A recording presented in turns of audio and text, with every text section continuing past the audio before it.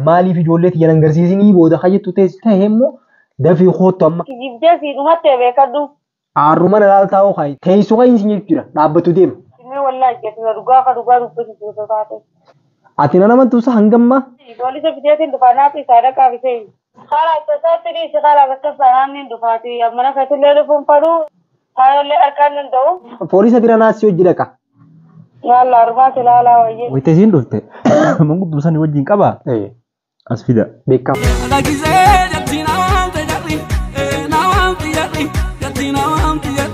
Assalamu alaikum warahmatullahi wabarakatuh.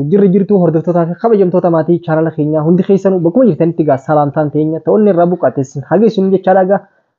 Assalamu alaikum warahmatullahi wabarakatuh. Ashama harka funni daawwattoota hordoftoota maatii chaanala yaaddoo sabaa jirtu nageenya keessan badhaadha. Salaamtaan keenya kan onni irraa burqe iddoo isin jirtan maratti isin bira haa qaqqabdu isiniin jenna. Assalamu alaikum warahmatullahi wabarakatuh. Assalamu alaikum.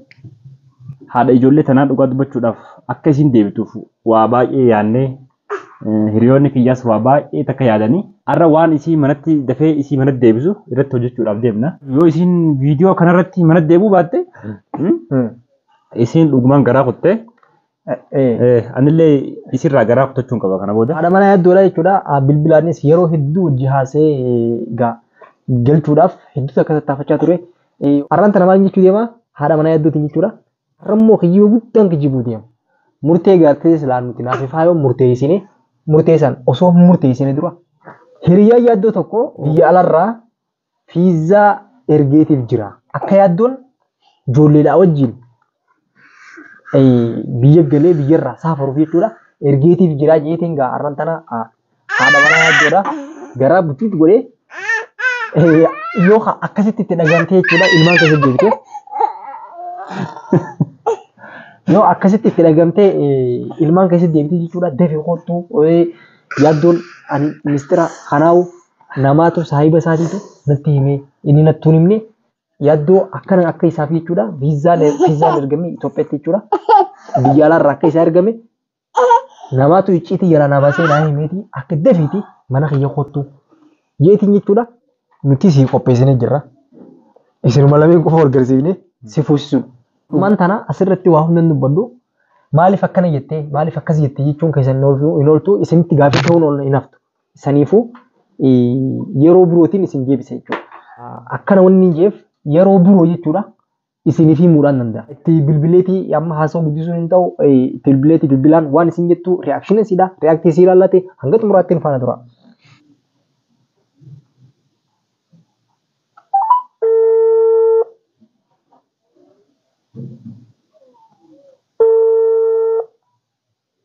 Halo. Assalamu alaikum. Waalaikum salaam warahmatullahi wabarakatuh. Akkam isaadha? Nagayami. Nagaya fayyaadha? Ayyo alhamdulillah. Gaariidha. Hai akka imaallee dalaydee fooqii ijaaruu fa'aa hin geenye? Tikeeti jira maali gaarra fooqiidhaan dhufte? Hai makiinaanoo? Makiinaas bite fooqis bite maali? Maaltu kana siyaasa ishaarran nama? Wanni kan naasise dhuguma saniin ka'a jechuun sumaa garaa jabaatee kanaatu kan naasise. Ilmaan kanarraa garaa jabaattee achi hogguu dalagaa teessee beekadhu VAT bituu baatte.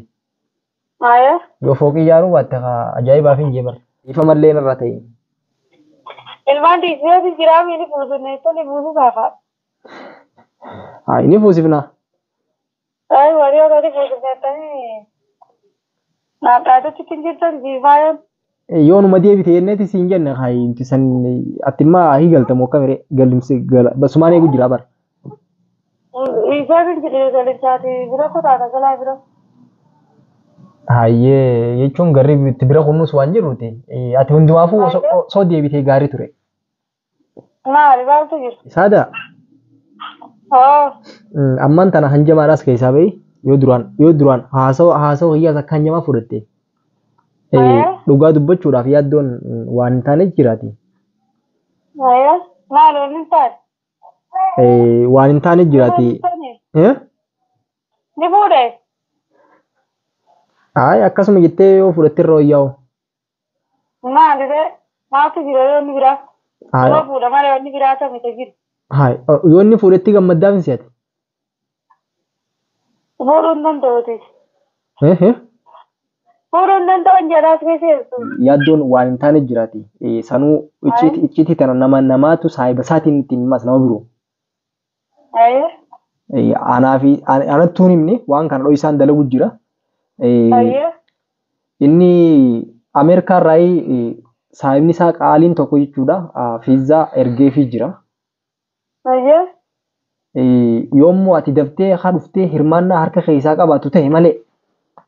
Ayyee.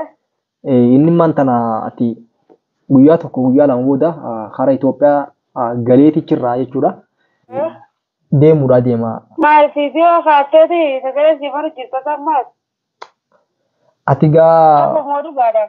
anammaan tana hogguun akkanatti sagalee gatti qeeffadhuu na beeki. Faayoon akkan dhageenye jeetiin waan kana isiinis yoo dhageesse faayoo duubaa'uu sitti himu jira beekaa. Biqiltuu ani kawaan sidoo isin ni beektaa jechuun hangam takka akka ol kabajuu ni beektaa. Saniifuu kabajaa teenya gaa sumaatu na jala xiqqoo balleessu jira malee wallaahi ani hedduu takkaan si kabajaa saniifuu yaaddoon ammaan tana fiizaan ergameefii jira Ameerikaarra jechuudha. Ijoolleedhaa wajjin guyyaa lama booda Itoophiyaa galeeti yoo xiqqaatte guyyaa lama yoo guddatteen sin jira. San booda immoo karaa Ameerikaa galuuf jechuudha. Ayyee. Yoo maal godheechuuf dabaltanna. Waa gaariidha. Booda akkanan koomanne raajuu maaliif natti himini wanni kana seemu jiruuf booda maaliif na dhoysitaa jechuun kee nafu jechuun kabajaa teenya baduudhaan dura anammaan tana yaaddoodhaa sitti himne isa duubaayin si himu jira namaan natti hime inni. Isaanii isaa kan wanti dubbee nyarraa beeti isa fuudhare. Namaatu duraanuu nama xiqqoo wal beekanii jechuun atis biraa deemtee hanqa kana akkamitti jaartiin osoo ilmaan dhiiftee deemtee jeetii lolee sababa sanirra jechuun aaree mucaan kun sheer godhanii baasuudhaaf nama tokko ammaan tana bahuudhaaf yoo haniif booda immoo jechuun ilmaan kiyyillee maaliif hin agarsiisin inni baga deemee jechuu taateessu ta'e ati imma dhaabbattu kai laa teessu kai dhaabbattu deem kai qoottu. Nasla gasootti jiran illee namanne. Hayyee booda garuu nan koomati ilaalla. Tafuudhaallee nagaya amma immoo adda fagaachuu deemtan. Qaama maaliin godha? Sada anammaan tana dhuguma sanii sin jechuu jira.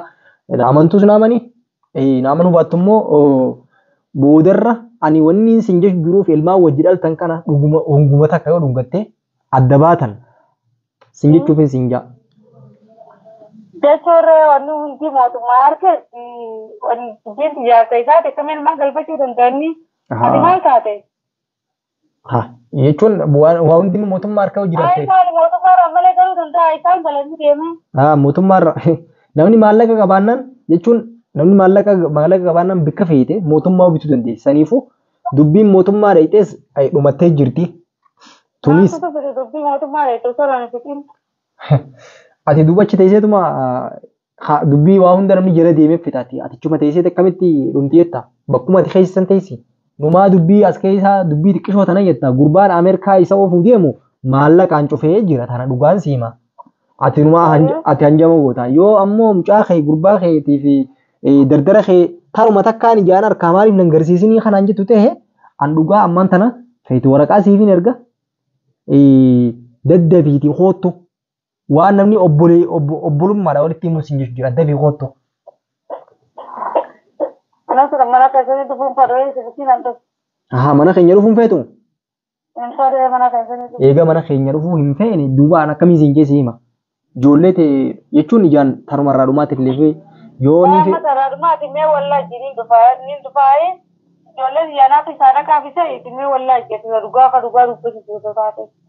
Ati nan amantuusa hangamma an dhugaan sin jechuudha. Akka mana waa fiidiyoo dafee kaayyattanii waamee kanarraa mara waamee galatti jirtan akkam jeessee amanaa.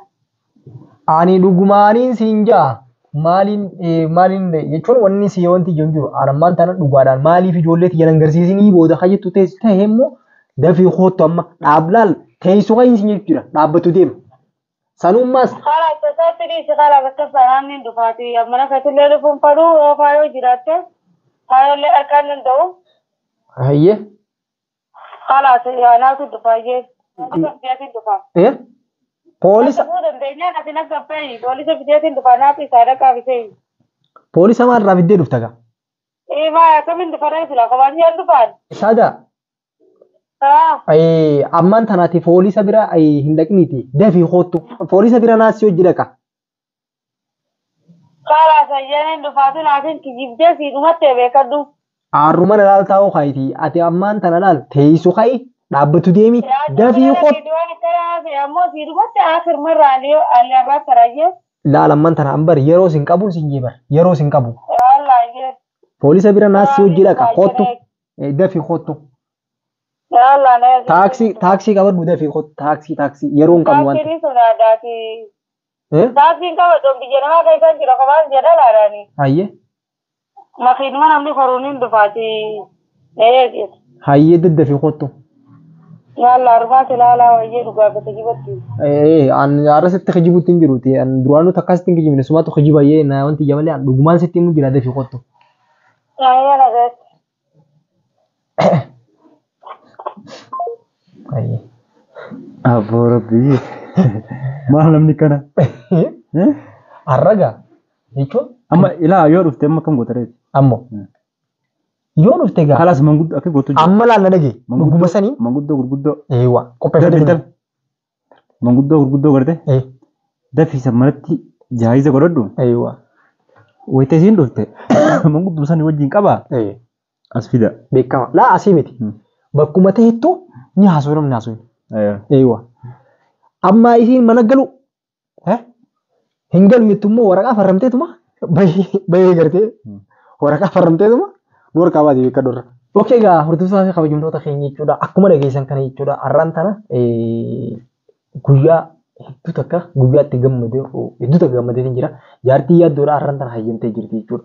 Akkaan ta'us akka malee ta'us jechuudha hayyamtee jirti xiqqoo boodaniin dhufa jettee jirti saniifuu ani manguddoo gurguddoo gartee dhuguma sanii ayyaarraa iyyuu narreedan qabu saniif hedduu takka deemsisaa.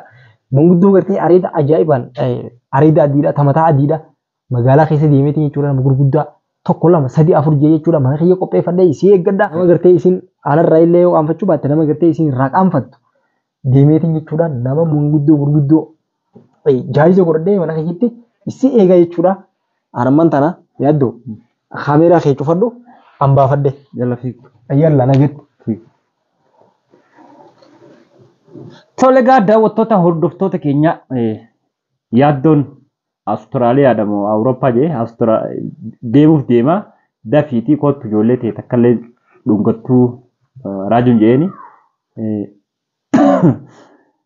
Raajuun dhugaa itti fakkeesse dafeetiin kalaas mana kee dhufaa poolisa bira na waliin dhayiixaayii jettee isiin silaa anuma qabsiisuu barbaaddi.